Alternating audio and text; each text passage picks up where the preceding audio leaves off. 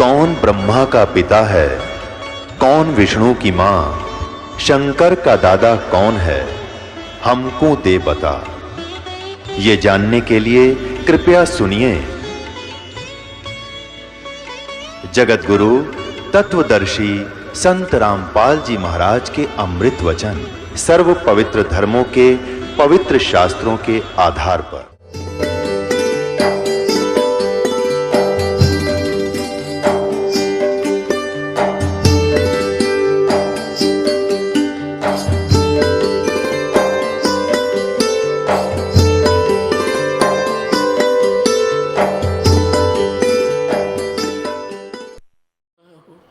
धर्मदास की विनती समर्थ चित दीजो हो। धर्मदास की विनती समर्थ चित दीजो हो। यो आना जाना निवार के अपना कर लीजो हो। यो आवन जावन निवार के अपना कर लीजो हो। भक्ति दान गुरु दीजियो देवन के देवा हो। भक्ति दान गुरु दीजियो देवन के देवा हो। जन्म पाया भूलूं नहीं कर हो पद सेवा हो। सत साहिब। अब उस प्यारी आत्मा ने, बहुत लंबी और कथा शेष है इसकी, फिर कभी सुनाएंगे। आज समय के अभाव से इतना ही कि परमात्मा से फिर के मांगा। जब सतलोक में देख लिया अपनी आंखों से, परमात्मा इनको साथ लेकर सतलोक गए, सब कुछ दिखा। तब के कहा था अब तो भगवानों के भगवान हैं, हे परमात्मा अब मुझे भक्ति दान दे दो। ना मैं तीर्थ करूं, ना कोई व्रत करूं, ना कोई मंदिर पूजा करूं, ये सत्कर मानना प्रभु। और धर्मदास की विनती, अब देखो पहले तांडी पाक रहा था, परमात्मा की एक नहीं सुना था। और फिर न्यों गए भगवान, ये परमात्मा मेरी बात पर ध्यान दियो, थोड़ा ध्यान दो महाराज। कहते धर्मदास की विनती समर्थ चित दीजो हो। ये समर्थ परमात्मा ध्यान दो, मतलब मेरी क्या कहती पुण्यात्माओं, जब ये ज्ञान हो जाएगा कि हम बहुत बूढ़े संकट में फंसे पड़े हैं, रात को नींद आनी बंद हो जाएगी आपको। कब तक? जब तक नाम नहीं मिलेगा। क्योंकि जिनको नाम मिल गया वो तो निश्चिंत हो गए, भाई हम काल तो बाहर हो गए, ये काल हमारे निकट आ नहीं सकता। परमात्मा कबीर जी के जो शरण में आगे और मर्यादा पूरी रखते हैं, उन पर काल का अटैक नहीं हो सकता। जब लग हंसा हमरी आना, काल लगे ना तेरा बाणा। जब तक ये हंस पुण्यात्मा मेरी मर्यादा में रहेगा, काल तेरा अटैक नहीं हो सकता। इस बात को वो काल भी मानता है कि हाँ कबीर जी के हंस को हम कुछ नहीं कर सकते। तो पुण्यात्माओं, ये आपका सौभाग्य है कि आपको ये अनमोल ज्ञान जो 21 ब्रह्मांड में नहीं था, जो तुम्हें मिल रहा है, ये सौभाग्य है आपका। बोलो सतगुरुदेव सत साहेब। परम पिता परमात्मा पूर्ण ब्रह्म सर्व सृष्टि रचनहार कबीर देव जी अपने सतलोक स्थान से, उस रित धाम से चलकर इस काल के लोक में आते हैं। वो पूर्ण ब्रह्म तत्व ज्ञान का प्रचार करने के लिए अपना ही दूसरा रूप धारण करते हैं। एक हल्के तेज पुंज का रूप बना के वो परमात्मा यहाँ समय समय पर प्रकट होते रहते हैं। वो अपना नामांतर और रूपांतर भी करते रहते हैं। क्योंकि ये काल भगवान जिसको ब्रह्म बोलते हैं, ज्योति निरंजन भी कहते हैं, जो ब्रह्मा विष्णु महेश जी के पूज्य पिताजी हैं, इसको श्राप लगा हुआ है 1 लाख मानव शरीरधारी प्राणियों के सूक्ष्म शरीर से गंध निकाल कर खाने का। हमारा ये ऊपर जो शरीर है, ये तो ऐसा समझो जैसे बादाम के ऊपर छिलका, और अंदर एक सूक्ष्म शरीर है जैसे गिरी। ये समझो कि गिरी के उस गिरी में भी कोई और बीज हो, ऐसा जानो। तो ऐसे इस शरीर के अंदर ये सूक्ष्म शरीर है और सूक्ष्म शरीर के अंदर ये जीव रहता है और सूक्ष्म शरीर के ऊपर एक सूक्ष्म वासनाएं लिप्त हो जाती हैं। जैसे ये प्राणी पूरे जीवन में जैसा भी चटपटा आहार करता है, मांस खाता है, सुल्फा पीता है, शराब पीता है और अफीम खाता है, ये जैसे भी 36 व्यंजन खाता है, तो ऐसे वो सभी की वासना सूक्ष्म शरीर में लिप्त हो जाती है। और जैसे आहार हम करते हैं इसका, इससे हमारा स्थूल शरीर स्वस्थ रहता है, ये कार्य करने योग्य रहता है और उसके अंदर से और सूक्ष्म जो वासना होती है वो सूक्ष्म शरीर में ही जाकर लिप्त हो जाती है। फिर ये काल भगवान 1,00,000 मानव शरीरधारी प्राणियों को 21वें ब्रह्मांड में बनी हुई तपतशिला पर, तपतशिला एक बहुत सुनियोजित ऑटोमेटिक गर्म रहने वाली एक पत्थर की टुकड़ी है। जैसे तई होती है, तवी, एक बड़ी तई होती है, उसको उल्टा रख के और रोटियां बनाते हैं, उसको समझो सुल्टा कर ले ऐसे। वो बीच से पातर टाइप है, चारों तरफ से ऊपर ने है जैसे कटोरी टाइप। तो उसमें 1,00,000 मानव शरीरधारी प्राणियों के सूक्ष्म शरीर, उन प्राणियों को सूक्ष्म शरीर समेत उसमें डाल देता है और वो ऑटोमेटिकली इतने गर्म कर देती है उस प्राणी के सूक्ष्म शरीर से, उस गंध को छुड़वाती है वो तपतशिला, यानी वो आँच, गर्मी, ताप। वहाँ पर जिस प्राणी ने अधिक व्यसन किए होते हैं, आप देखो इस काल की कितनी जबरदस्त चाल है। ये प्राणी इन बुराइयों पर ऑटोमेटिकली लग जाता है, स्वतः लग जाता है। जैसे हुक्का बना लिया और कितने तम्बाकू का पौधा ढूंढ लिया, इसने गधे भी ना खावे और इसने कूट छेद 1 घंटा। हमने देखे हमारे माता पिताजी और भी वहाँ आसपास के अड़ोसी पड़ोसी 2 घंटे थी मुसड़ मुखड़ में गेर कर दे मुसड़ पहले उसने काटे, फिर उसका वहाँ गुड़ गाड़ गेर कर उसका खूब चूरमा सा बनाए और फिर ओका बनाया, फिर आग बनाओ, एक चलम लाए, उस चलम में 36 और जुगाड़ जोड़े और फिर उसमें भरका वो अड़ंगा और गुरुड़ गुरुड़ ये स्वाद ले, यो मन ले सारे आनंद। तो ये जितना जिसने ज़्यादा तम्बाकू प्रयोग किया हो या मांस प्रयोग किया हो या शराब प्रयोग की हो, उसके सूक्ष्म शरीर में उतना ही गंध ज़्यादा डिपॉजिट होता है। और फिर वो तपतशिला पर जब डाला जाता है तो वो बहुत समय तक उसमें उसको अधिक समय तक तपतशिला पर भूना जाता है, क्योंकि उसमें गंध घना है, माल घना है उस काल का। तो उसको काफ़ी देर तक वहाँ तड़फाया जाता है, बहुत बुरी तरह उसमें से सारा गंध निकल ले, तब उसको उसने ऐसा सिस्टम बना रखा है कि वो प्राणी उसी समय वहाँ से छूटेगा जब उसका सारा गंध छूट लेगा। और जिन्होंने वैसे स्वाभाविक कोई व्यसन कम किए हैं, उनका तपतशिला से पीछा जल्दी छूट जाता है, फिर आकर योनि दूसरी धारण करनी ही पड़ती है कर्म अनुसार। तो ऐसे इस काल ने जुगाड़ जोड़ रखे। जो प्राणी परमात्मा कबीर जी की शरण में आ जाते हैं वो फिर तपतशिला पर नहीं जाते। उनका अकाउंट ये धर्मराज, इस काल का जो चीफ जस्टिस है, ये धर्मराय नहीं लेता। उसका उस भक्त का अकाउंट इनके पेपर से, इनकी बही से, इनके कंप्यूटर से ऑटोमेटिक निकल जाता है। तो कहने का भाव ये है कि जितने व्यसन आज समाज कर रहा है कलयुग में,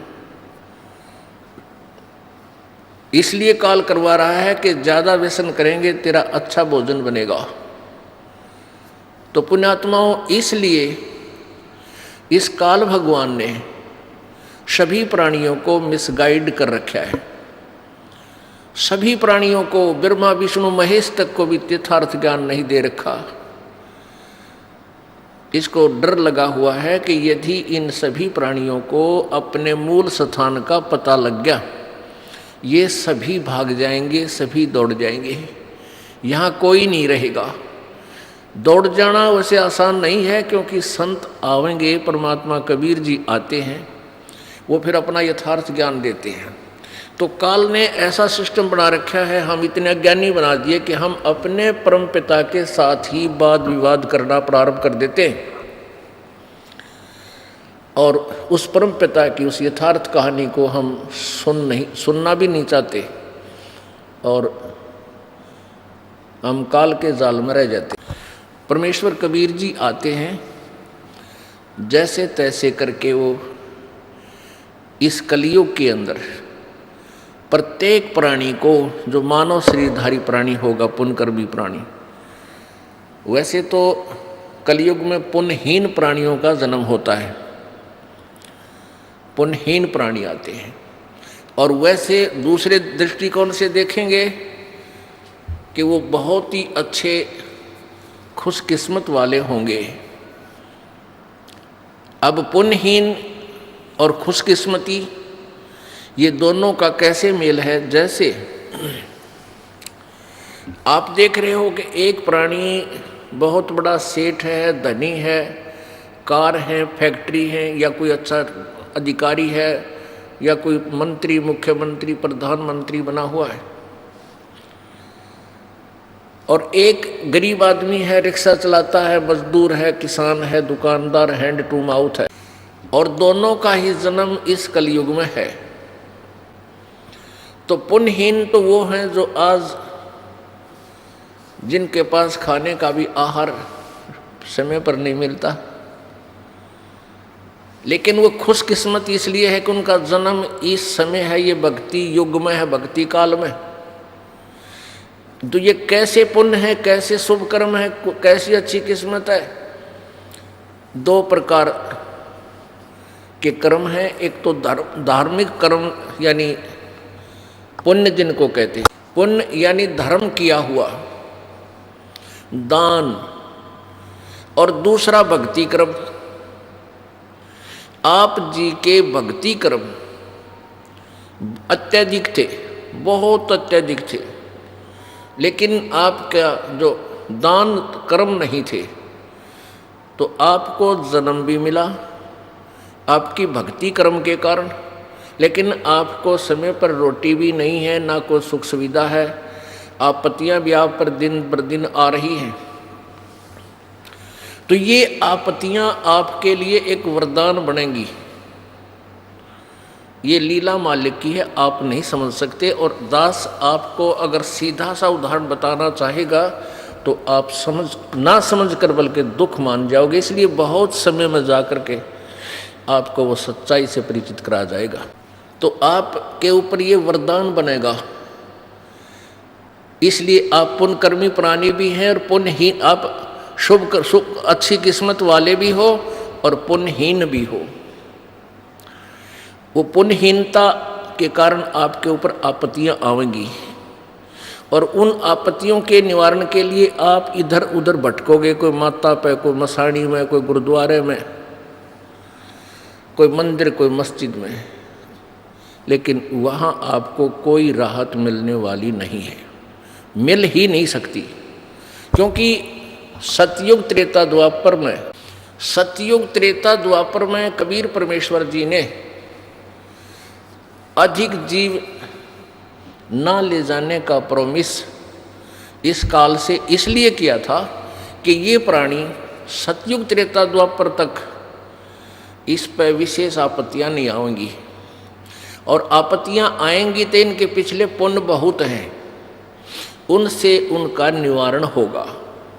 और ये भोली आत्मा समझती रहेंगी कि मैं जो वर्तमान में साधना कर रहा हूं, इस साधना से मेरी आपत्ति टल गई।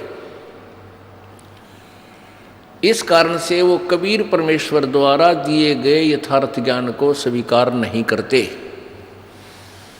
अपनात्माओं, जैसे एक टटीरी पक्षी का वर्णन आता है महाभारत के अंदर। महाभारत का युद्ध कुरुक्षेत्र के मैदान में होने को तैयार था। सेनाएं आमने सामने आ गई। उधर से एक टटीरी पक्षी ने उस कुरुक्षेत्र के मैदान में अंडे उत्पन्न कर दिए और उसने देखा कि तो चारों तरफ से सेनाएं इकट्ठी होकर आ रही हैं, यहाँ तो बहुत कुछ उपद्रव होने जा रहा है। तब उसने परमपिता परमात्मा से अर्ज लगाई कि हे प्रभु, मेरे बच्चों की रक्षा करना, रोक है, कोई विकल्प नहीं था। तो परमात्मा पूर्ण ब्रह्म ने, सत्य पुरुष ने इंद्र के लोक से इंद्र के हाथी का गले में लटका हुआ, गले में रहता है एक बहुत बड़ा घंटाड़ा, बोले जैसे मंदिर में टाली सी बजाया कर आपने देखा हुआ घंटी बजाते हैं, एक बहुत बड़ा घंटा हाथी के बांधा जाता है। उसको बताते हैं वो 88,000 मन का था। 88,000 मन, एक मन 40 किलो का। और वो ऊपर से आकर के उन अंडों के ऊपर परमात्मा ने रख दिया। महाभारत हो गया, अग्नि बाण चले और 18 करोड़ आदमी मारे गए, लेकिन टटीरी के अंडों के आंच नहीं आन दी परमात्मा ने।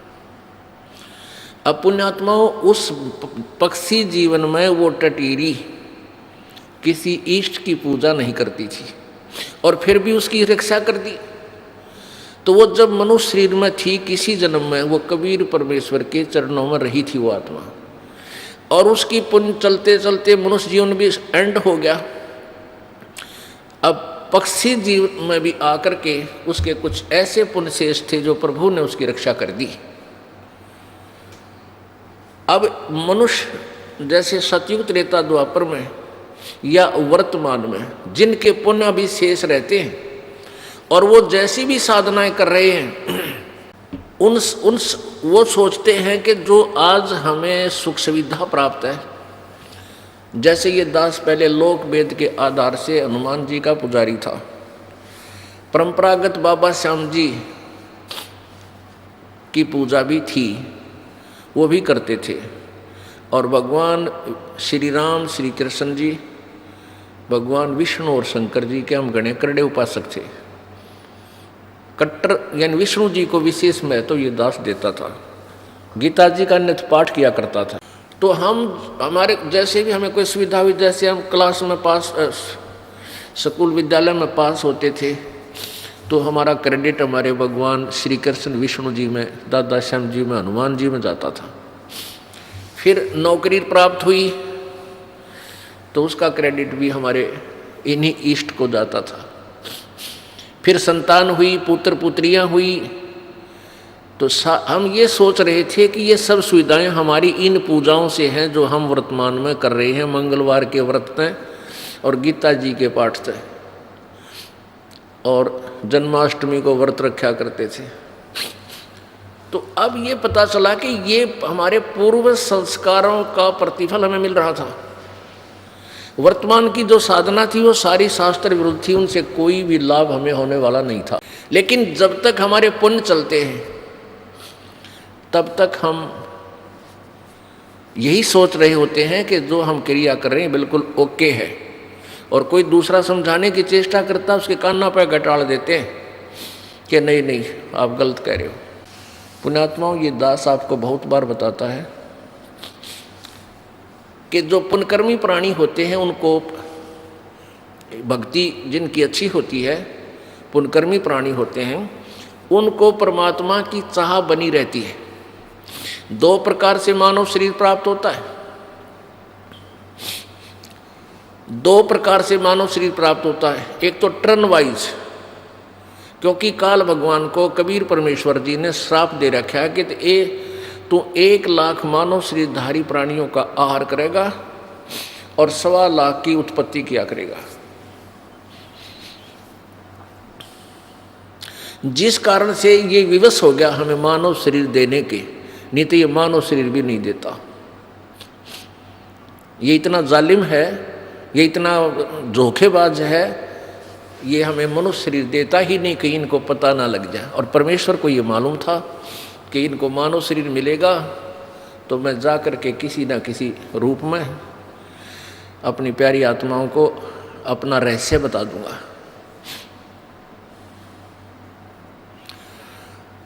तो ये काल जो है, दो प्रकार से मनुष्य जीवन मिलता है। एक तो टर्न वाइज, एक ऐसा विधान बना रखा प्रभु ने कि एक प्राणी जैसे मनुष्य शरीर प्राप्त है, भक्ति की नहीं, तो 84 लाख प्रकार की योनियों के कष्टों को भोगने के उपरांत एक टर्न वाइज एक मानव शरीर अवश्य दिया जाएगा उसको। यदि उसमें भी वो भक्ति नहीं करता है तो फिर इसी 184 के कोल्लू में, हर अटके कुएं में फिर डाल दिया जाता है। और दूसरे वो व्यक्ति होते हैं जो कभी कबीर परमेश्वर जी की शरण में रहे हैं। जैसे आज से 600 वर्ष पहले परमेश्वर कबीर देव जी आए थे, उस समय परमेश्वर कबीर जी के 64 लाख अनुयायी हो गए थे, शिष्य हुए थे 64 लाख। आज से 600 वर्ष पहले भारत की आबादी कितनी होगी जनसंख्या? मुश्किल से 4 करोड़, इंक्लूडिंग अफगानिस्तान, पाकिस्तान, बलूचिस्तान, इराक तक और गजनवी तक ये भारत ही था। और सारी मिलाकर 4 करोड़ आबादी या जनसंख्या नहीं थी। और उस 4 करोड़ जनसंख्या में से 64 लाख से सो जाना, ये कोई बालकों का खेल नहीं था, जिसमें हिंदू और मुसलमान दोनों इंक्लूड थे। ये परमपिता परमात्मा की समर्थता का उस समय भी प्रमाण था। लेकिन हम इतने बालक हैं, अबोध हैं, हम इन नकली संतों ऋषियों के पीछे इतने लग पिट्ठू हो गए, उस परमात्मा की एक नहीं सुनते। हमने ये दिमाग पर जोर भी नहीं दिया कि 64 लाख से सो जाना ये कोई छोटी बात नहीं। तो वो 64 लाख शिष्य परमात्मा को मानते थे। 64 लाख शिष्य ज्ञान से नहीं हुए, क्योंकि परमात्मा ने ये ज्ञान गुप्त रखा था, विशेष आत्माओं को ही बताया था। जैसे आदरणीय धर्मदास साहिब जी, आदरणीय मुल्कदास जी, आदरणीय दादू साहिब जी, आदरणीय नानक साहिब जी, आदरणीय गरीबदास साहिब जी, आदरणीय गीसा साहिब जी।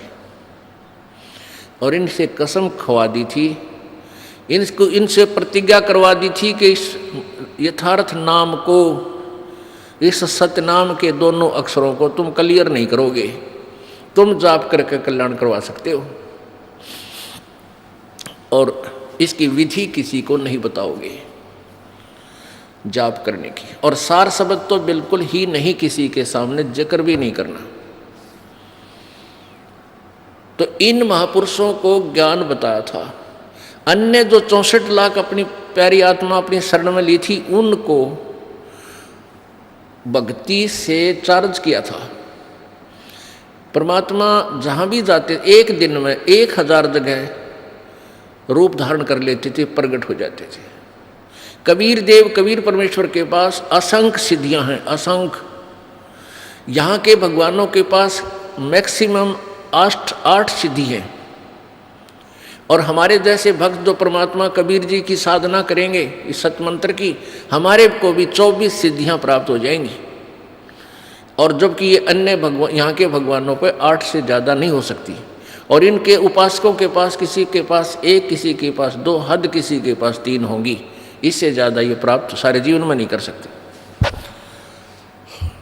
एक सिद्धि बहुचोल्य धार है, एक सिद्धि ऐसी है जो बहुत से नाना प्रकार अपने शरीर बना सकती है। तो परमात्मा कबीर जी ने एक एक दिन में हजार हजार जगह प्रकट होकर उसी रूप में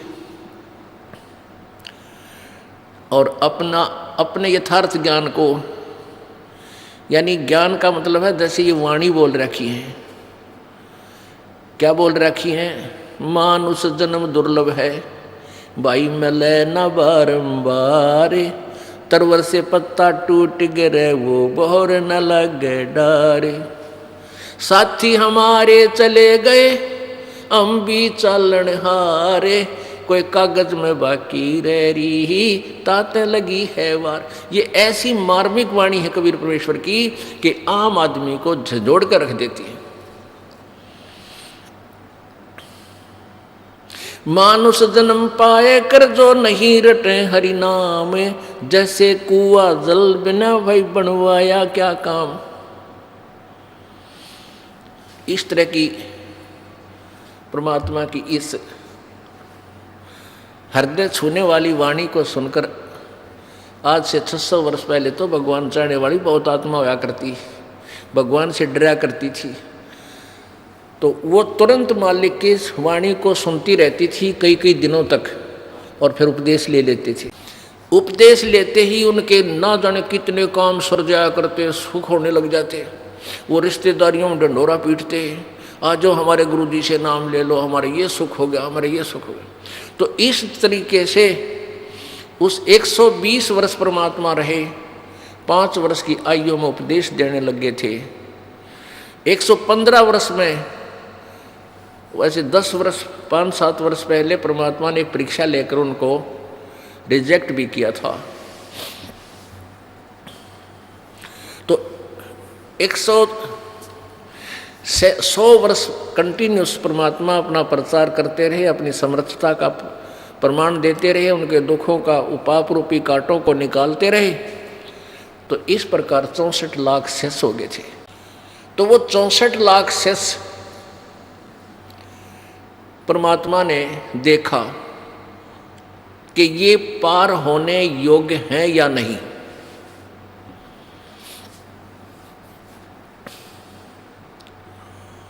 अपने आत्मा परमात्मा क्या बताना चाहते हैं कबीर जी, भाई ज्ञान संपूर्ण होया नहीं और हृदय नहीं छदाए, इस देखा देखी भक्ति का यो रंग नहीं ठहरावे। ज्ञान संपूर्ण होया नहीं और दिल में जगह बनी नहीं, हृदय नहीं छदाए, यानी हृदय में या कसक नहीं लागी। जैसे कल एक आपने वाणी सुनी थी, लागी का मार्ग और है लागे चोट कालजा करके। कालजा करके माने कलेजे में कर्क बने, दर्द बने भगवान का, एक एक वाणी अंदर जाके जख्म बनावा आपके, और आपकी इतनी तरफ बने परमात्मा में। कबीर जी कहते हैं, कबीर वैद बुलाइया पकड़ के देखी माँ, वैद न वेदन जान ही मेरे कर्क कलेजे माँ। यानी जो भक्त होगा उसकी क्या स्थिति बन जाती है, परमात्मा की ये वाणी झंझोड़ कर रख देती है, और दिन रात अपना दैनिक काम करता हुआ भी उन्मुन सा रहता है, जैसे इसका कि मैं खो गया हो, ना कभी विशेष हंसता, ना गणे गप्पे मारता। तो ऐसे व्यक्ति को घर वाले चिंतित हो जाते हैं उसको देखकर।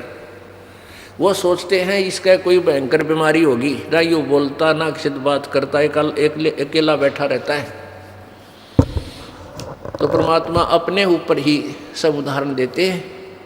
आप पे आरती, आप पे साजे, आप पे किंगर, आप पे बाजे, आप पे ताल झां जनकारा, आप नचे आप देखन हारा। कहे कबीर ऐसी आरती गाऊं, आप पा मध्य आप समाऊं। अपने ऊपर उदाहरण देकर हमें समझाते हैं।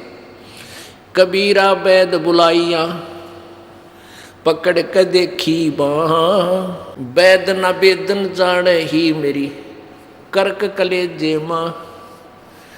वैद ने बोला इसका कोई बीमारी को ना, उसने नाड़ी पकड़ के देखी, कहते वेद यो वैद मेरे दर्द ने कैसे जान सके, मेरे तक कलेजे में करकोरिया भगवान की चाह में, भगवान के लिए। तो यहाँ परमात्मा कहते हैं कि ज्ञान संपूर्ण होया नहीं और अर्धा हृदय नहीं छदाए, इस देखा देखी भक्ति का यो रंग नहीं ठहरा। जब उन पुण्यात्माओं को सुख हुआ करते थे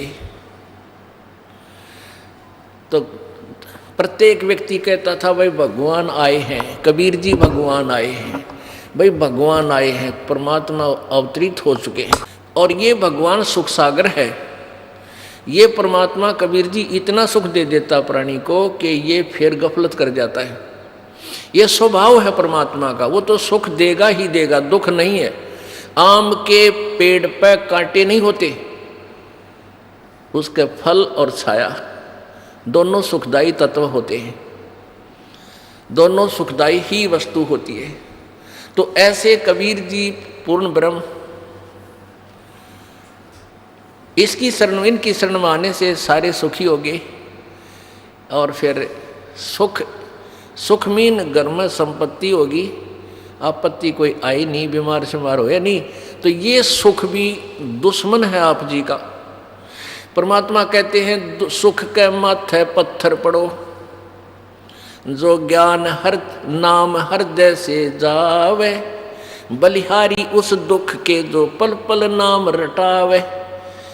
कबीर परमेश्वर जी कहते हैं, उदाहरण देते हैं कि आग लगे से सुख के, जिस तक भगवान की भूल पड़े, और हे बलिहारी इस दुख के, हे परमात्मा ऐसा दुख दिए रखना जिसे तेरी याद बनी रहे, ऐसा सुखी भी ना करना, इस काल के जाल में फिर फंस जाऊं।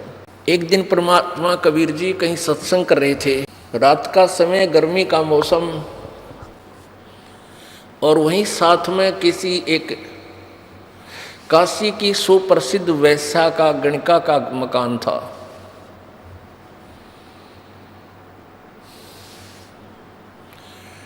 अब वो गणिका ने जब आवाज़ सुनी परमात्मा की, ये प्यारी वाणी सुनी, भी मानुष जन्म पाके जो नहीं रटे हरि नाम, और जैसे कुआ जल बिना फिर बनवाया क्या काम। तो उस लड़की को एकदम जो है ना यह कसक हुई कि हे भगवान, परमात्मा का नाम जिक्र हो रहा है। तो उसने अपने महल की खिड़की के साथ आकर बैठ गई अंदर ही, और उधर परमात्मा ज्ञान सुना रहे थे। उस लड़की के हाथ पांव कांप गए, अकरे तेरा गजब हो, यौवन तो सारी उम्र जुल्म ही जुल्म कर लिए, और मेरा क्या होगा। हे, क्योंकि पुण्यात्माओं, इस काल की यह खास बात है, जो घनी पुण्यात्मा होगी उसने घने दुष्कर्म में लाया करे और बदनाम करवा देगा दुनिया में, उसका सुस्त सब थूक है। और उनके अंदर एक विशेष गुण और होता है, जो जिस काम पर वो लगते हैं उसको पूरी स्पीड तक करते हैं। जो पुण्यकर्मी प्राणी और दुष्कर्मों पर लग जाते हैं, उनकी स्पीड गजब की हो सकती, वो फिर आगा पीछा ना देखते। जैसे इस दास के संपर्क में आने के बाद लाखों मनुष्यों ने शराब छोड़ दी, और वो एक नंबर के शराबी थे। घर में भी कहर तारे और गांव में बदनाम, और डेली शराब पीनी, रोज को बंद करनी।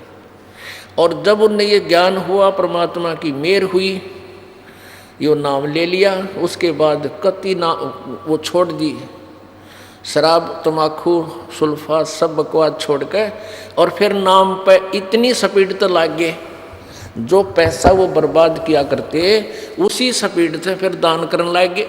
उनका स्वभाव है यो। तो लोग पहले तो न्यों क्या करते, यो शराब पी कर नाश करेगा, कर दिया इसने घर का नाश। और फिर इस दास की शरण में आए तो वो रोज सत्संग में आवे, क्योंकि अनमोल ज्ञान, फिर आपत्ति टले।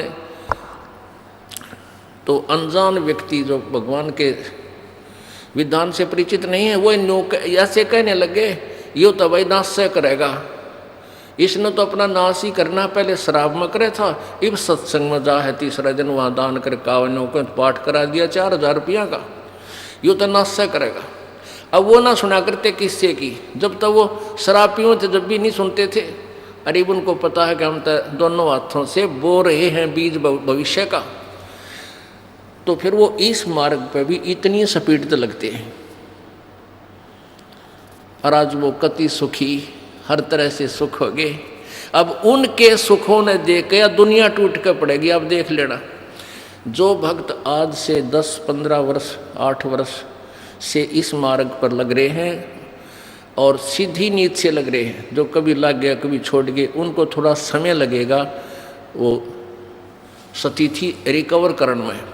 जो कंटिन्यूस लग रहे हैं, बिल्कुल डगमग नहीं हुए हैं, आज उनका वो सुख दे दिया परमात्मा ने, सारा आसपास का क्षेत्र अचंभित है।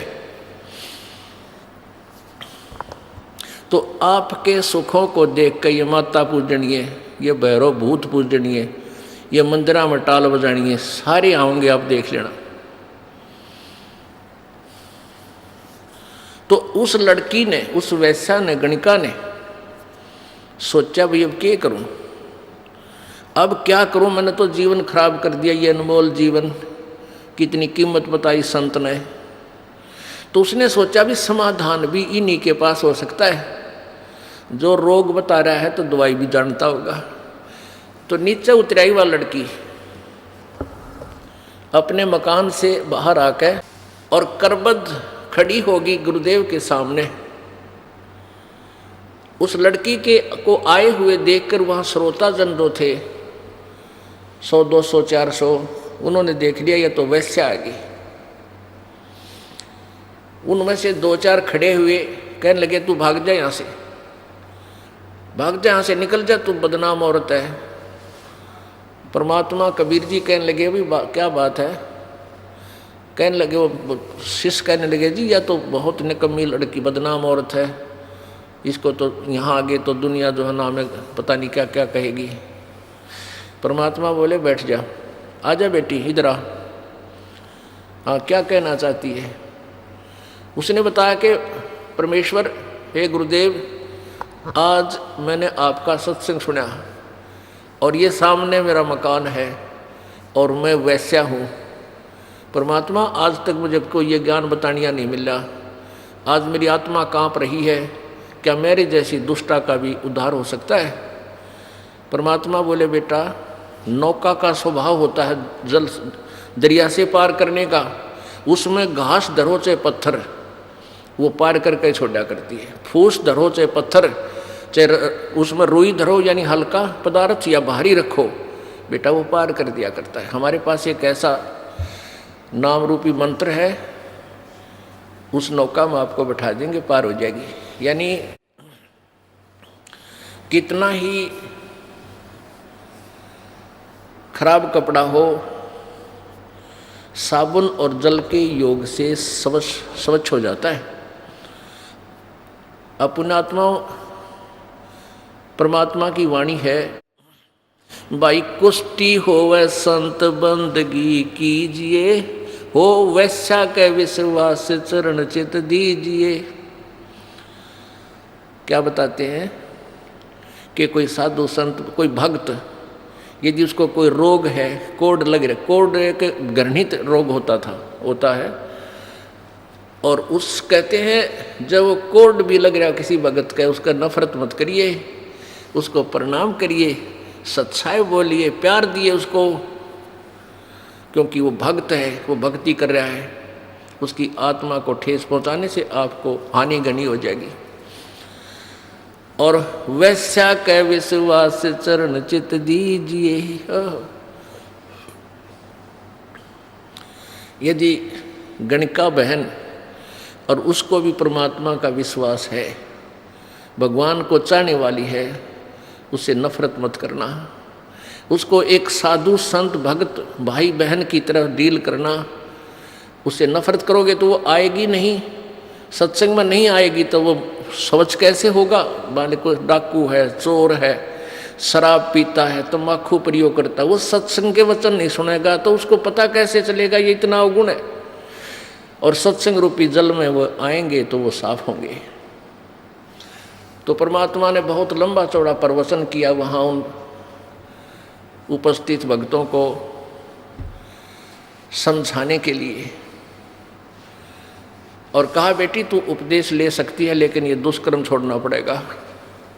वो कहने लगी पिता गुरुदेव आज से ही, कल से ये ताला लॉक लग जाएगा इस घर का, यानी आपकी बेटी ये गलत काम नहीं करेगी। तो परमात्मा बोला बेटी नाम ले लिए, उपदेश ले और वहाँ आ जाना। यानी 2-3 सत्संगों में उसको वैसे बुलाया, नाम नहीं दिया कि कहीं या ऊपरले मन तक कहती और फिर सारी गलती करें जावे।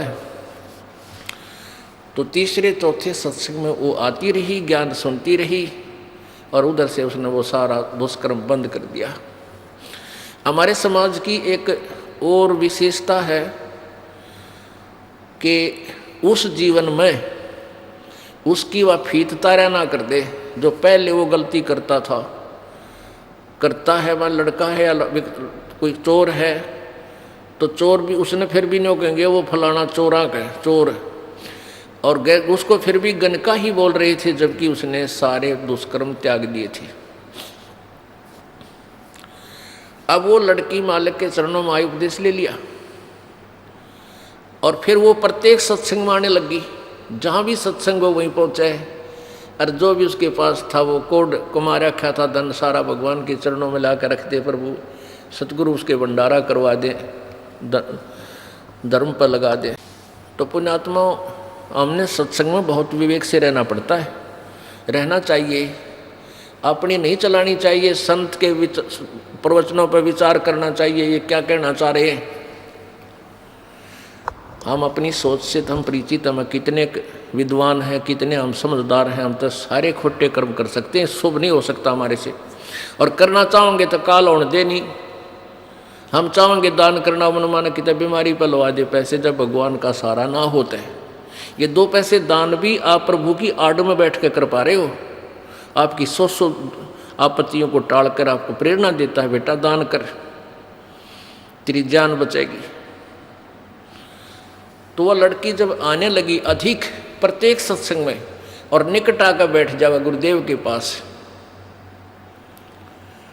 तो सत्संग में जो विवेकहीन प्राणी होते हैं वो पता नहीं क्या क्या दोष लगाने लगे गुरुदेव के ऊपर भी। तो ऐसे दोष रखने वाले तो वो गुरुद्रोही बन जाते हैं। ये होते हैं 2, 4, 10, 20 ही हैं, और दूसरों को उन्होंने सुरसुर शुरू कर दी, भाई बात अच्छी नहीं। अपने सत्संग में गैस एक वैश्या आती है, भाई आसपास के नगर निवासी कहते हैं भाई तुम तो बदनाम औरत को रखते हो, वहाँ पे गंदी औरतें जाती हैं, हम अपनी बहन बेटियों को वहाँ नहीं जाने देंगे। यानी वो सत्संग में आने वाले गुरु जी के अनुयायी इस तरह की अपनी अपनी अटकल लाने लगे।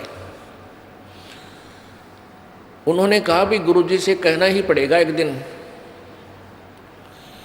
उन्होंने कहा गुरुदेव ये लड़की, गुरुदेव को तो कहा नहीं, उस लड़की को धमकाने लग गए फिर कि तुम मत आया कर यहाँ पर, तूने सारा माहौल खराब कर दिया, आसपास के लोग ताने देते हैं। तो उस लड़की ने गुरुदेव से कहा गुरुदेव ए महाराज जी अब मैं कहाँ जाऊँ, मुझे रास्ता बताओ प्रभु। परमेश्वर कबीर जी ने कहा क्या बात बेटी, कि यहाँ सत्संग में आती हूँ तो कुछ भक्तजन मुझे यहाँ आने से रोकते हैं, परेशान करते हैं कि तू बदनाम औरत है, तेने माहौल खराब कर दिया। परमात्मा बोले तू डेली आया कर बेटी और मेरे निकट बैठा कर, यहाँ आकर कोई बोला मुझे बताना। उसने तो उस समय तो वो नहीं बोले, चुप हो गए। लेकिन धीरे धीरे ऐसा पूरी संगत में हो गया, भाई गुरु जी का तो दिमाग ठीक रहा को ना, भगवान का। अरे निकम्यो, जब थारा सौ सुख दिए जब तो भगवान थे, अरे ईब अपनी गंदी सोच से तुमने उनको क्या जान लिया, क्या बना लिया। अब परमात्मा ने देखा भी इनको देखता हूँ, ये मेरे कितने भगत हैं, ये मुझे कितना समझा है इन्होंने। पुण्यात्मा परमात्मा क्या बताते हैं, भाई गुरु मानुष कर जानते, ते नर कहिए अंध, ओए दुखी संसार में आगे यम के फंदे। गुरु को जी को हम अपने जैसा समझते हैं, अपने जैसे थे तो तुम्हारे पहले आप पर सुख क्यों ना हो गए भाई। वह परमात्मा क्या कहते हैं, पर्वत पर्वत में फिरा कारण अपने राम, राम जैसे संत मिले जिन सारे सब काम। परमात्मा की तलाश में ना जाने कहाँ कहाँ भटक रहे थे, परमात्मा बता रहे अपने ऊपर उदाहरण दे के। और जब परमात्मा जैसे संत मिल गए, उन्हें सारे सुख दे दिए, तो भगवान है वो। तो परमात्मा कबीर जी ने सोचा लैन की फड़क काट दूं सारी। एक बैल जो है, एक ऐसा बैल था, कहीं भी थोड़ा सा भी खुड़का दुड़का हो जा, वो रस्सा तोड़ा जा और कूद और बिगन तार दे। नाक में दम दे रहा कर रहा था किसान का। एक दिन उस गांव में एक बैलगाड़ी के ऊपर एक माता का मंदिर सा बनाकर पैसे मांगता अंडा था, और ऊपर लगा रखा स्पीकर, नीचे उस मंदिर से मिला रखा उसने वो एम्पलीफायर। वो किसान बोला भाई एक दिन तू मेरे बैल ने इस माता वाले इसमें जोड़ ले। हाँ वो जकरत कर रहा था भाई यो बैल बदल ले तू मेरे साथ। वो कहने लगा किसान माता का जो माता का ड्रामा कर रहा था, मांगता अंडा था, बीच में मूर्ति रखा। वो बोला भाई तू मैंने बेच ले इसने। अब वो दुखी हो रहा था किसान, उसने उसको सस्ता सा दे दिया। तो उसने क्या किया, वो अपना बैल तक खोल कर बांध दिया घर ने, और वो जोड़ दिया उसका जगह पर, और ऊपर ला दिया स्पीकर और एम्पलीफायर से सारे दिन चलाया। वो थोड़ी देर नाच कूद और टिक गया, फिर न्यू खड़ा हो गया। और वो स्पीकर उसके काना में सारा दिन लाए रखा उसने, अगले छक सारी फड़क काट दूँ। तो परमात्मा ने सोचा कि ये सुर सुर सुर कर रहे हैं भाई, गुरुजी तो ऐसे हो गए, अगर गुरुजी हैं वैसा को लाने लगे बुलाने लगे। और परमात्मा और भी लीला की। सत्संग के बाद उस बेटी के घर पे भी जान लग गए शाम ने, यानी दिन में जैसे अपना दिन से कार्य से फारिग हुए, शाम के समय उस गणका के उस बेटी के उमंग को देख कर, उसकी जिज्ञासा को देखकर उसके आंगन में उनके घर जान लगे और उसको ज्ञान समझाने लगे बेटी को कि बेटा ये भगवान का मार्ग है, दुनिया कुछ भी कहे अपना भक्ति कर परमात्मा के मार्ग पे। परमात्मा के इस भक्ति में ये गुण है कि आपके सर्व पापों का नाश कर देगी और किसी की ना सुनना। अब हम अपने तराजू में तोलते हैं दूसरे को, चोर को सभी चोर नजर आते हैं। एक चोर एक नेक आदमी के घर पर रुक गया और उस नेक व्यक्ति ने अतिथि जानकर अपने घर के बीच में, सर्दियों के दिन थे, बिल्कुल जैसे आप सभी सो रहे थे वहीं उसको सुला दिया, खाना खिला दिया। अब वो नेक आदमी तो सो गया अपना तान के, और वो चोर जग गया। उसने रात ने उस नेक आदमी के 200 रुपये निकाले और खेंदे सी गया। एक चोर के घर पे एक रास्ते चलता कोई नेक आदमी रुक गया। अब चोर ने रोकते लिया, वो पहले उसकी जेब टिटोड़ी, उसमें केवल तम्बाकू पाया, कुछ नहीं पाया, पैसे नहीं थे, राह चलता आदमी बेचारा गरीब था। अब वो नेक आदमी तो सो गया और वो चोर सारी रात जागता रहा कि कहीं रात न तेरा चोरी करके ना चला जाए, क्योंकि वो अवगुण उस चोर में विद्यमान था, उस नेक आदमी में नहीं था। वो तो चैनते सो रहा है और वो जो जिसमें दोष था उस नेक आदमी में भी वही दोष देख रहा था कि रात ने उठकर चोरी ना कर ले। तो ऐसे ही हम जैसे हैं, हम दूसरे को उसी तराजू में तोल देते हैं। जैसे ये बेबे लड़ा करें ना, बहनें आपस में नो क्या करें, ईसिया नईसिया दिखा करें, यानी नकम्मी औरत होगी तो नो कहेगी तो इसी तनो का करवा लड़ा ना करेगा दी समझदार सी नो कहेगी इसी आन इसी दिखा करे। तो जिसे ये इंसान होगा उसने वैसा ही दूसरा दिखाई देगा, उसका अपना अंतःकरण उसमें झांक रहा है। अब वहां जान लग गए तो संगत में और ज्यादा बिजली गिर गई और सब जगह ये चर्चा का विषय बन गया। भाई महाराज जी तो बुढ़ापे में दिमाग खराब हो गया महाराज जी का तो है और बहुत गलत हो गया ये तो परमात्मा ने सोचा लेन कि माता वाले बैल की तरह नकती है सारे दिन स्पीकर बजाए। अब जो सीधे होने होंगे वो हो जाएंगे, ना होंगे तो चल जाएंगे। इनका मैं गाड़ूंगा क्या करूंगा जब इन अपने गुरु पर विश्वास नहीं। ये कहाँ फिर सतलोक जाने योग्य है।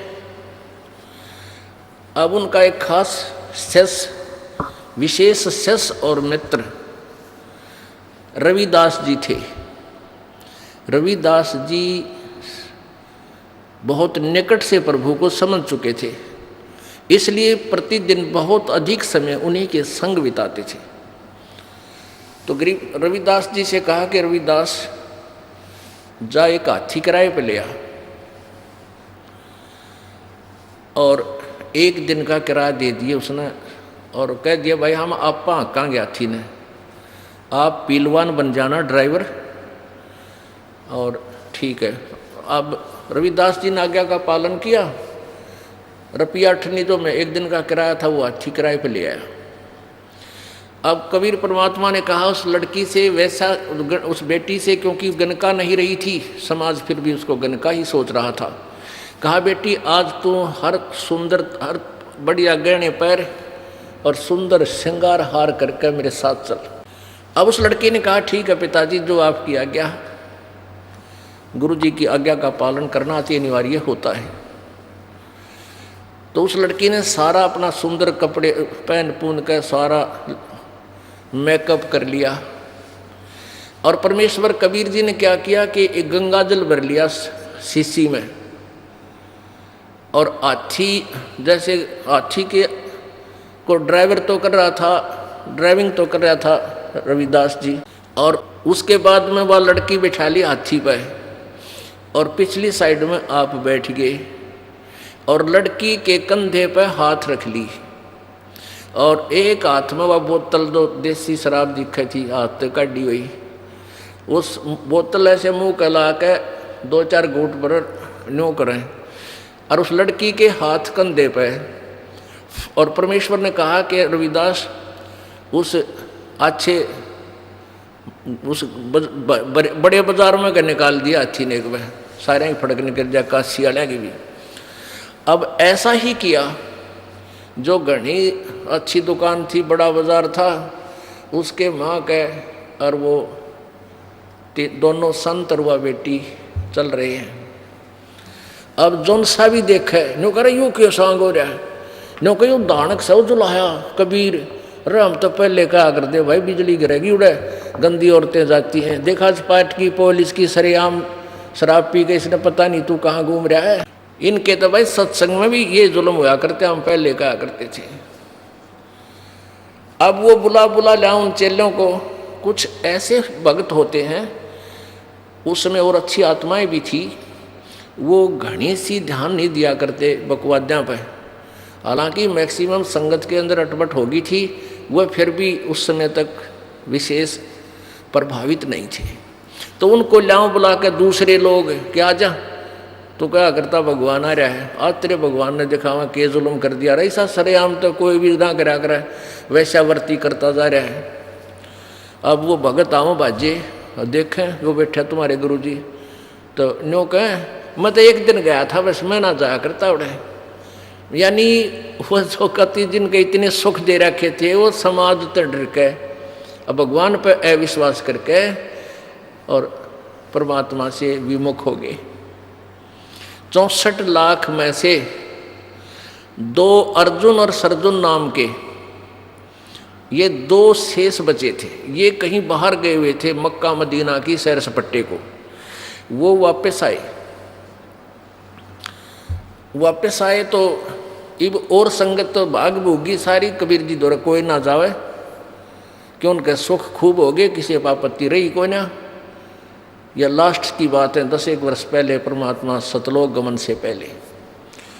और वो परमात्मा ने क्या किया कि वो हाथी पे घूम घाम के सारी लीला करके, तो उधर से क्या हुआ कि काशी के पीर और पंडित, मुसलमान और हिंदुओं के दोनों धार्मिक प्रचारक पहुंच गए वहाँ वीर सिंह के पास। वीरदेव बघेल जी जो थे काशी नरेश थे, और सिकंदर लोधी वो दिल्ली के बादशाह थे, और वो भी उस दिन वहाँ पहुँचे हुए थे बनारस में, काशी में, वीर सिंह बघेल के पास। और परमात्मा भी उस दिन छेड़ा करते, जिस दिन सिकंदर लोधी आ रहा हो, कि इनका फड़कना रह जा, मुसलमान ना कहे कि सिकंदर लोधी होता तो न्यों कर दे। वो सिकंदर लोधी भी आ रहा था, दिल्ली का बादशाह, वो सम्राट था पूरे भारतवर्ष का, एकमात्र शासक। और वीर सिंह बघेल ये छोटे समझो छोटे मोटे नवाब और नरेश थे उसके अंतर्गत।